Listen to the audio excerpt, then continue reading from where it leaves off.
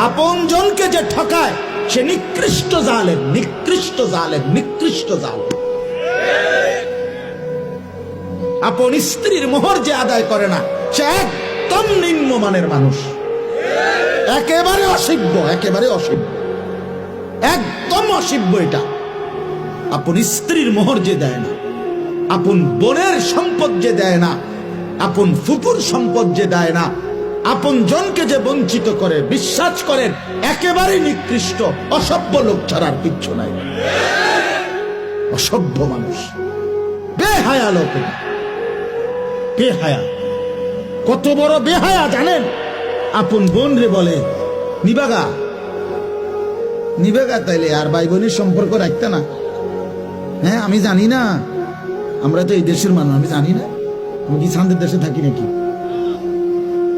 নিবাগা তাইলে একবারে মানে সুদবোধ করে নিগেবা, আর আইতা না, ভাই বোনের সম্পর্ক রাখতে না তাইলে। হ্যাঁ, এই 10 শতক নিবাগা। তার মানে কি বুঝাইতে চাইতেছে জালেমে? এই জালেম না, এই জালেম বুঝাইতে চাইতেছে বোন তুই আমার আপন বোন, আমার রক্তের বোন বাগিনা যদি আমার ঘরে খাইতে হয়, আমি ভাইয়ের ঘরে জমি দিয়ে খাইতে হবে। কি দিয়ে খাইতে হবে? জমি দিয়ে খাইতে হবে। কিন্তু গ্রামের মানুষ যদি খাইতে হয়, আমার ঘরে জমি দেওয়ান লাগে না, এমনি খাইতে পারে। তুমি কি গ্রামের মানুষরে মেহমানদারি করাও না? কথা বলেন না কেন? তো তখন কি তার থেকে জমি নিছিলা?